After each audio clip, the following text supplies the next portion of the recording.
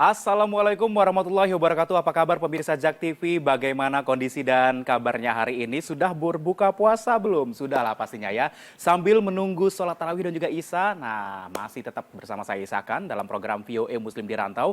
Kali ini masih kita akan berbagi dengan pemirsa JAK TV semua bagaimana kondisi diaspora yang berada di New York, Amerika Serikat. Nah, nanti juga kita akan seperti biasa menghubungi rekan kita dari VOA Amerika Serikat. Hari ini kita akan terhubung dengan Randy Wicaksana. Nanti akan berbagi pengalaman selama melaksanakan ibadah bulan suci Ramadan di Amerika Serikat. Nah, kali ini saya mau mengajak pemirsa semua untuk jalan-jalan ke suatu tempat di kota di Amerika Serikat, ada namanya Little Palestine. Nah, ini kira-kira ada apa di sana ya? Apakah ada restoran halal ataukah ada yang lainnya? Penasaran ya? Kita lihat ini di liputannya.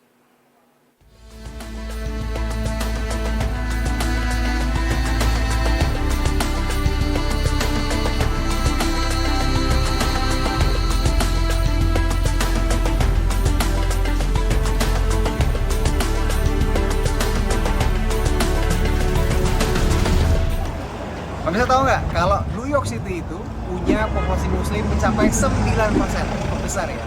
Dan saat ini saya berada di salah satu lokasi di Brooklyn, namanya Bay Ridge, yang konsentrasi populasi muslimnya cukup dominan di sini. Nah, nama area ini adalah Little Palestine.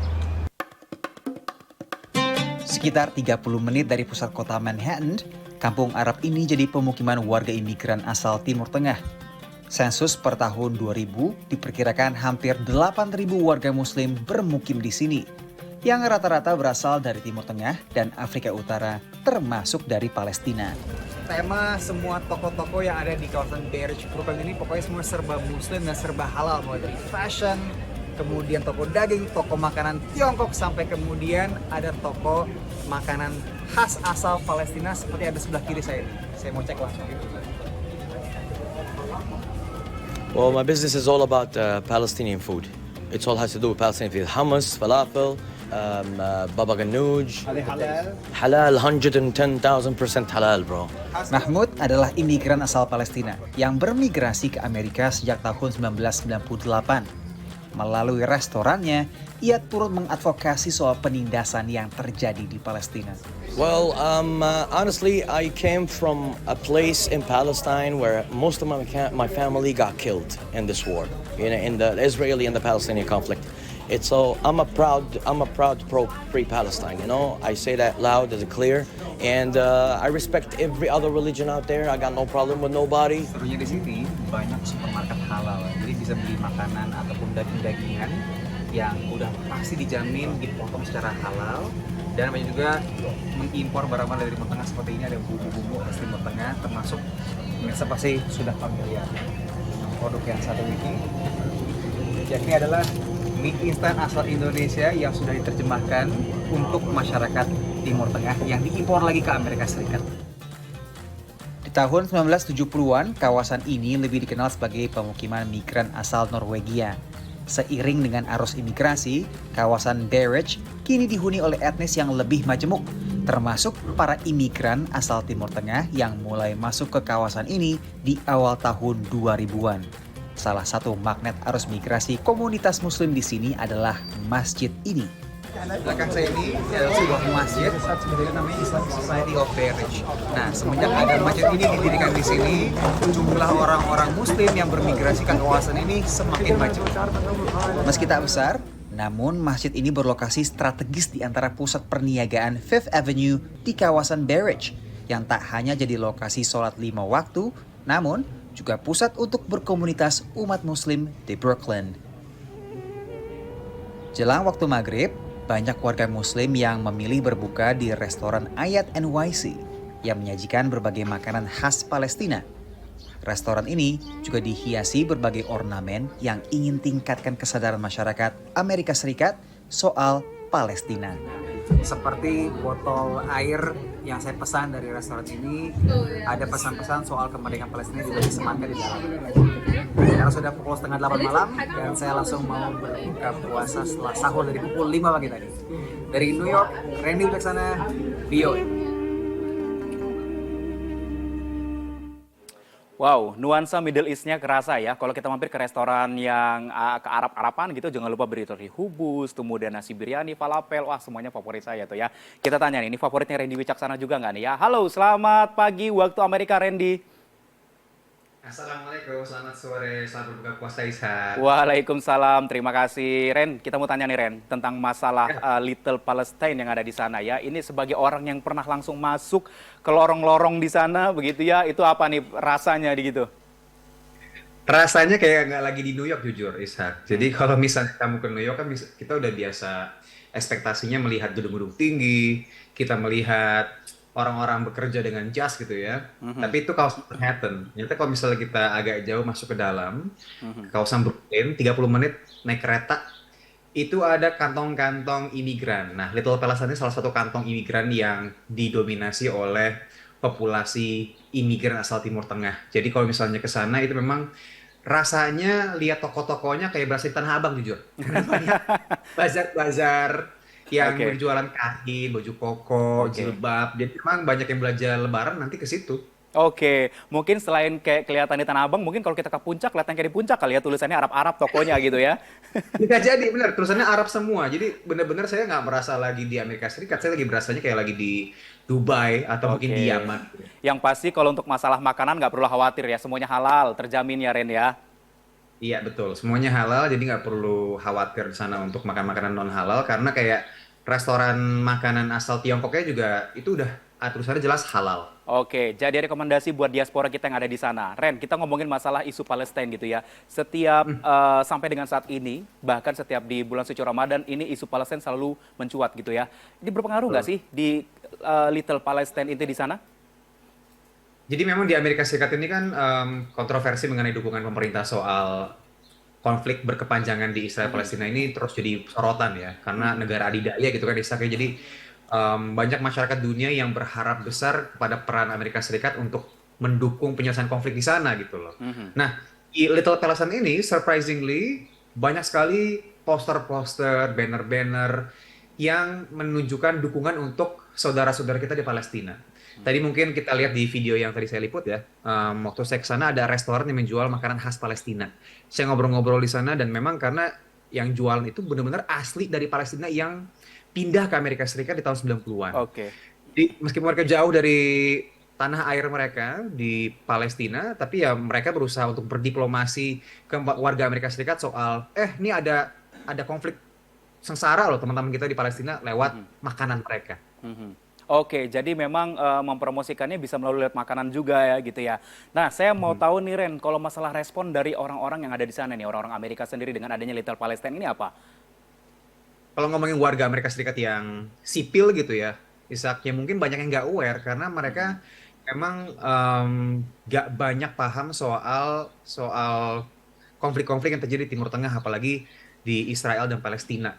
Jadi Oke. penting banget ada restoran-restoran seperti ini yang mereka nggak kampanye jor-joran soal konflik itu, mereka jualan makanan. Cuma kan orang Mhm, senang makan makanan yang baru gitu ya. Nah, mhm. ketika mereka makan, wah ada tulisan, jadi mereka mulai aware. Jadi ini ada diplomasi soal kemerdekaan Palestina oleh Mhm. masyarakat Palestina di Amerika Serikat lewat makanan mereka. Jadi soft diplomasinya mereka ini lah pelan-pelan. Oke, jadi tipis-tipis ya kalau lewat botol minuman tadi yang sempat dilihatin ke kita tadi ya. Nah, Ren, kalau Betul. ngomongin masalah Little Palestine ini apakah memang beroperasi 24 jam atau memang ada waktu-waktu tertentu gitu bukannya nih? Nggak 24 jam yang pasti. Dia nggak kayak Manhattan yang The City That Never Sleeps ya, yang julukannya nggak pernah tidur kotanya. Tapi kalau Mhm. Brooklyn ini karena memang dia pemukiman biasa, jadi toko-toko di sepanjang Fifth Avenue di Bay Ridge itu Mhm. mereka beroperasi normal. Jadi mungkin Oke. sekarang lebih sibuknya ketika Ramadan kemarin saya buka puasa, aduh berebutan. Jadi benar-benar kayak di Jakarta, Isak. Karena Aha. di sana kan pada puasa semua ya. Jadi ngantri, Oke. saya datang jam 7, buka puasa setengah 8, baru makan jam 8. Oke. Orang-orang kita ada nggak sih yang ke sana main gitu? Kalau pengen tahu ada komunitas juga nggak di sana gitu, Ren? Komunitas Indonesia Iya, komunitas kita ataupun yang barengan dengan yang lainnya gitu. ada. Jadi kantong-kantong imigran di New York itu bermacam-macam. Di Little Palestine ya ini banyak kan orang-orang asal Yaman, Lebanon, Pakistan. Nah, Mhm. kalau ngomongin komunitas Indonesia itu ke Queens. Ada area namanya Elmhurst. Jadi di sana banyak orang Indonesia nggak banyak juga sih. Jadi minoritas, tapi tetap kalau misalnya mau cari teman-teman Indonesia lebih gampang di kawasan Elmhurst itu. Ada orang Bangladesh, ada orang Pakistan juga di sana. Jadi memang kantongnya tersebar dan mereka berpusat berkomunitas di masing-masing tempat tersebut, Desa. Oke, kalau kita ngomongin masalah bulan puasa nih, kalau bulan puasa ini kan pasti selalu identik dengan namanya menu-menu berbuka puasa ya Ren ya. Apa sih menu favorit Randy ataupun teman-teman di sana ke restoran mana dan beli apa gitu? Kalau di sini karena memang agak menantang untuk mencari makanan halal, paling gampang memang udah restoran Timur Tengah dan itu cukup jamak kok jumlahnya restoran Timur Tengah di New York City. Cuman di beberapa kawasan yang memang sangat diverse seperti di Manhattan, Ishak, itu butuh sedikit agak usaha karena dia tersebar letaknya. Tapi nggak sulit kok. Saya bisa katakan cukup mudah karena banyak sekarang truk-truk yang menjual nasi biryani, tadi Ishak Oke. sebut nasi biryani, falafel. Itu gampang, sekitar 10 menit jalan kaki dari rumah saya juga. Di sana ada truk yang berjualan apa? Nasi halal gitu ya. Mhm. Walaupun bukan nggak ada rendangnya tapi ya kita biasa makan rendang berpuasa atau pastel. Itu yang agak susah. Itu mesti ke Elmhurst cari ibu-ibu catering. Oke, mungkin yang kalau nyetok buat di rumah aja supaya tetap kangen dengan Indonesianya tetap keobatin mie instan ya. Mie instan kita tuh harus jadi favorit ya. Betul, Oke, mie instan kemarin saya ke Beres beli juga mie instan di sana. Oke, pemirsa Jak TV tadi adalah satu rekomendasi Little Palestine gitu ya. Kalau main-main ke sana jangan lupa mampir, mungkin bisa jadi salah satu rekomendasi buat pemirsa Jak TV semua mau mencicipi menu-menu halal dan juga bernuansa Middle East gitu ya. Nanti kita akan kembali masih tetap di Muslim di Rantau.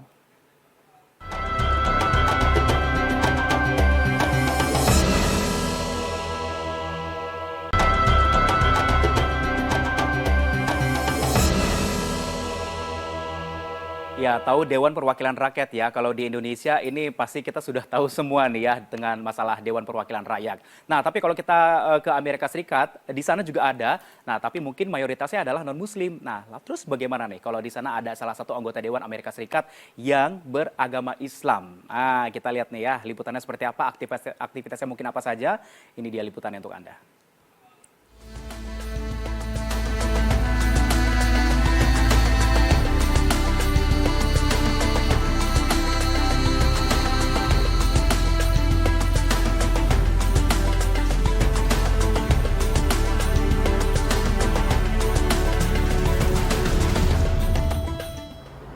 Springfield, ibu kota negara bagian Illinois, menyaksikan sejumlah tonggak sejarah dalam politik Amerika Serikat. Di antaranya karir dua politisi menuju Gedung Putih, Abraham Lincoln dan Barack Obama. It is surreal, to know that Abraham Lincoln was in the same position as me. Saat menapaki langkah pertamanya di gedung DPR Illinois, benak Nabila dipenuhi sejarah. Our tour guide said that he actually took a picture of Barack Obama in the same exact place that me and my family were posing. So to think about the history that it is just in Springfield that exists here and the history that we're contributing, it's an incredible feeling. Dalam sesi ke-103 ini, Nabila dan koleganya sesama anggota Partai Demokrat, Abdel Nasser Rashid, mencetak sejarah sebagai anggota DPR Muslim pertama di negara bagian Illinois. I think considering that Illinois has the highest per capita population of Muslims, I do wish it happened sooner. Raise your right hand and repeat after me. Nabila mengalahkan petahana dari Partai Republik di distrik pinggiran Chicago. Not only am I a Democrat, but I'm a hijab-wearing Muslim Indian American woman. So, our values, the way that we communicate our message, the way we engage our community went beyond those things that people consider to be obstacles, and we flipped our district. Di usia 23 tahun, Nabila adalah perempuan termuda yang dilantik di DPR Illinois, yang dikepalai seorang pria kulit hitam dengan kaukus keturunan Asia terbesar dan ketua Partai Republik Perempuan pertama. As the first Palestinian elected to the legislature and as one of two Muslims, I also carry the voices of so many people who have been marginalized and have been yearning for representation. Menurut analis dari Northern Illinois University, keragaman bukanlah sebatas warna kulit saja. It is more about perspectives and strategies and position. That's why I think that they got the support from the broader community, not only Muslim population now. Bahwa keduanya menang karena isu-isu yang justru terlepas dari identitas mereka. The things and the policy they talked about are more about imminent important issues such as reproductive health, abortion law, and etc. And also gender issue, religious freedom. At the time when religious conservatism is rising to influence politics. The lesson of my election, Nabila's election, and so many more. It's not just Muslims, it's folks like Han Nguyen, a Vietnamese refugee who was elected, people like Sharon Chung, a Korean American who was elected. The number of people who are in the Illinois legislature reflective of the diversity of our state. This is something that we should take pride in and something that we should embrace. Kemenangan Abdel Nasser dan Nabila mengantar Partai Demokrat menjadi mayoritas di DPR Illinois. Our democracy is composed of us, and we're contributing to making America amazing. Dari Springfield, Illinois, VOA. Ya, kalau kita ngomongin masalah politik ini luas banget ya pasti ya. Nah, tapi kita patut berbangga karena dengan terpilihnya mereka mungkin bisa ada pengaruhnya nanti ke depan untuk bagi komunitas muslim. Ya, kita tanya dengan Randy. Ren, yang sejauh ini dilihat gitu ya dengan terpilihnya mereka gitu kan di bangku sana begitu, ada pengaruh nggak sampai detik ini Ren untuk bagi komunitas muslim?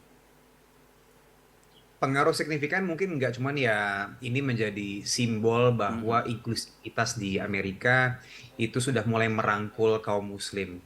Jadi kita ingat banget kan Isak ya ke peristiwa 9/11 pada tahun 2001 dulu. Ini kan benar-benar memunculkan bentuk-bentuk diskriminasi dan juga Islamofobia di Amerika Serikat. Jadi kita udah berjalan jauh banget dari dulunya orang nggak tahu apa-apa di Amerika Serikat soal Islam yang tadinya mengidentikan Islam dengan terorisme.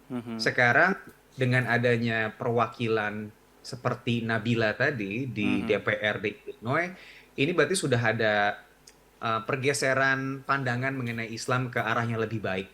Jadi tidak lagi dipandang sebagai sebuah hal yang dikaitkan dengan terorisme. Dan ini baru banget kok, Ishak. Jadi itu tadi baru level DPRD ya. Kita ngomongin lagi soal level federal misalnya di pemerintahan pusat Amerika Serikat. Sejauh ini sampai tahun 2023 dalam sejarah Kongres Amerika Serikat baru ada 4 orang Muslim yang dipilih oleh masyarakat untuk duduk di kursi DPR. Dikit banget ya, tapi ini udah menjadi progres yang jauh banget. 2006 cuma 1 dan yang paling besar itu 3 orang terpilih beberapa tahun lalu, termasuk salah satu Ilhan Omar. Dan salah satunya lagi adalah Talib yang dia asal Palestina. Nah, pentingnya kenapa? Karena mereka kan representasi dari komunitas muslim yang tadinya orang non-muslim di DPR nggak ngerti apa-apa soal Islam gitu kan. Jadi mungkin ada beberapa kebijakan yang mungkin umat Islam tapi nggak ada yang paham, nggak ada yang menyuarakan. Nah, ini fungsinya keterwakilan mereka di DPR ini. Jadi simbol inklusivitas sekaligus ya perpanjangan tangan kan fungsinya DPR. Jadi semoga suara komunitas muslim lebih didengar lagi di Amerika Serikat. Oke, Ren, sebagai orang yang berbolak-balik di sana lah gitu, memantau termasuk politiknya Amerika Serikat begitu ya. Kalau yang Randy lihat nih, ada kemungkinan nggak sih ketika terpilihnya mereka di sana ini akan mempengaruhi kebijakan publik Amerika Serikat begitu? Banget. Jadi so far memang semua perwakilan anggota DPR atau DPRD yang Muslim ini semuanya dari Partai Demokrat. Ya, jadi kita tahu ada dua partai besar kan, ada Partai Republik sama Partai Demokrat. Partai Demokrat ini sejauh ini yang memang paling diverse isinya. Jadi dari berbagai latar belakang termasuk orang Muslim. Kita ingat waktu Trump terpilih, Ishak, ke tahun 2019 itu dia sempat mengeluarkan kebijakan yang melarang 7 negara mayoritas populasi Muslim untuk masuk Amerika Serikat.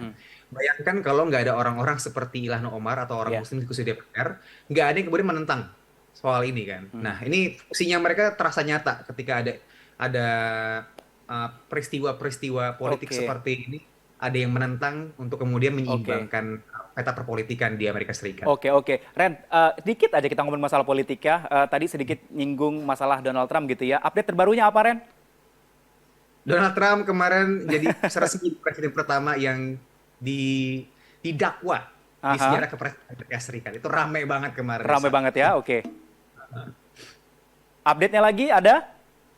Update-nya kita masih nunggu proses peradilan Trump. Kemarin dia ke New York dari Florida, kemudian Trump dibacakan dakwaannya apa saja. Jadi ada 34 bukti dakwaan terkait dengan dugaan pemalsuan dokumen Trump terkait dengan dugaan dia pernah selingkuh dengan seorang bintang porno. Masih Oke, dugaannya. oke, ini obrolan kita agak berat ya hari ini ya, tapi nggak usah khawatir pemirsa JEK TV. Nah, kita akan kembali lagi ya pastinya dengan ada yang satu yang unik begitu ya, biasa di bulan suci Ramadan. Mungkin teman-teman di sana juga yang di komunitas Muslim mau cari pernak-pernik Ramadan ada di mana gitu ya. Nah, nanti tayangnya kita akan tayangkan setelah usai jeda satu ini. Tetap bersama kami di Muslim di Rantau.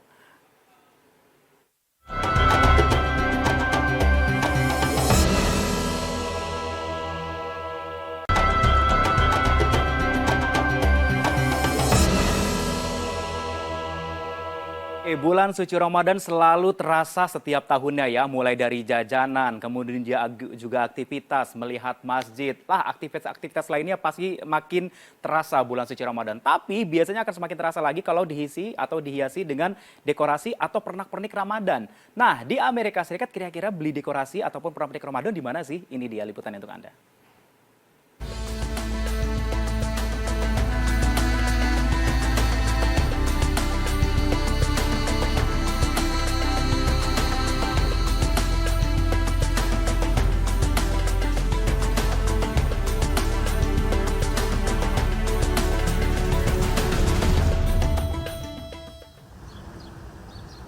Party City adalah jaringan toko nasional di Amerika Serikat yang sesuai namanya menjadi andalan konsumen bila mencari dekorasi pesta, mulai dari ulang tahun, wisuda, Natal, pernikahan, dan lain sebagainya.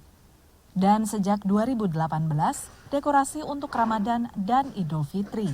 So many more commercial outfits, grocery stores, home decor stores, internet sources, even mainstream decoration stores are starting to carry Ramadan lights. Selain bisa dibeli online, hiasan Ramadan bisa dibeli di sedikitnya 280 gerai Party City di wilayah dengan penduduk Muslim signifikan, termasuk daerah sekitar Dearborn di negara bagian Michigan.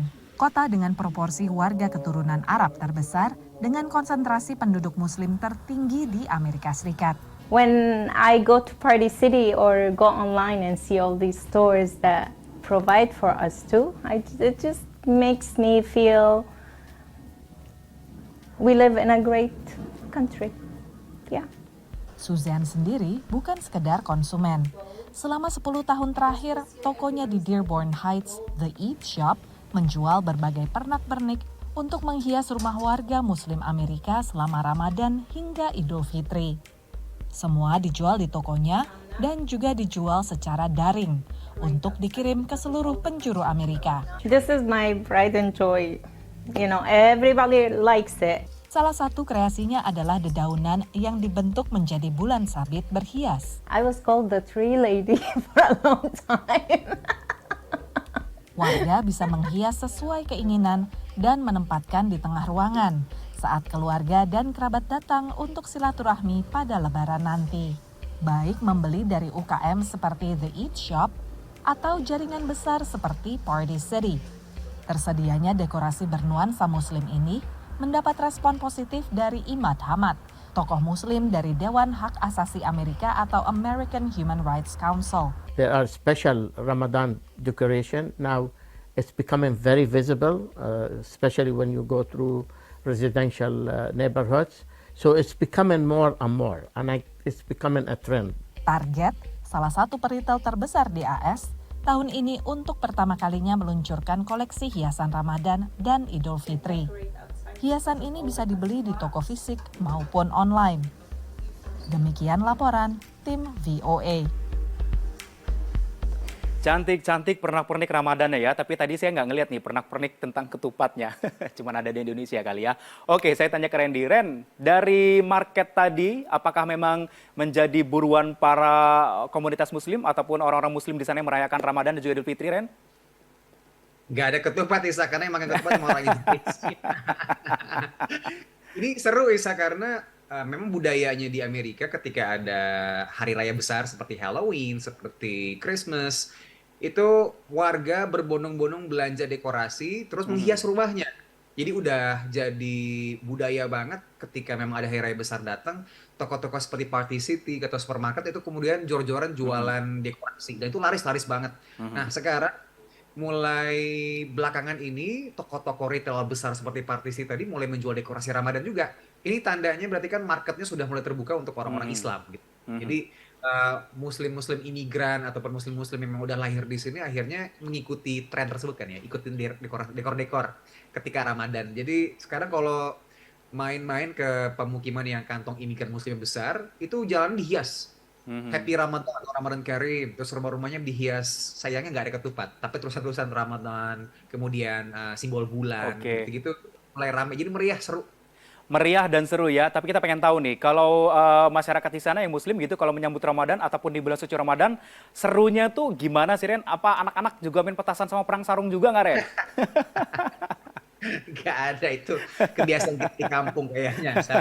Kalau di sini ya mungkin karena memang masih minoritas ya. Kayak di New York sendiri kan populasi muslimnya ada sekitar 9%. Jadi minoritas tapi lumayan ada. Jadi mudah ditemukan di kantong-kantong pemukiman muslim gitu loh. Jadi ketika Ramadan datang yang tadinya mungkin jarang kumpul, jadi momen komunitas muslim yang ada di sini buat kumpul-kumpul buat biasa iftar bareng berbuka bersama.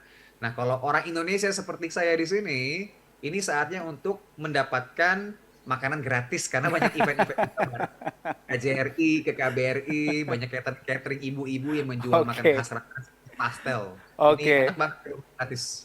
Nggak apa-apa ya, meskipun hanya 9% dari populasinya begitu, teman-teman. Dan di sana Randy juga bisa menikmati nuansa Ramadan lah ya, yang tadi Janjup main-main ke KJRI dan ke tempat-tempat komunitas arisan atau nggak kumpul-kumpul gitu ya, bisa menikmati makanan Indonesia. Terima kasih Randy Wicaksana sudah menemani kita di hari ini dan bercerita mengenai tentang masalah aktivitas bulan suci Ramadan di Amerika Serikat. Thank you Randy. Terima kasih, Assalamualaikum. Waalaikumsalam. Oke, pemirsa JAK TV, habis waktu kita untuk hari ini ya. Seperti biasa, kita akan selalu mengupdate dan memberikan informasi pada teman-teman semua terkait masalah informasi, aktivitas, dan juga restoran halal di Amerika Serikat selama bulan suci Ramadan. Tapi kita ketemu lagi besok ya. Saya Isakan, sampai jumpa.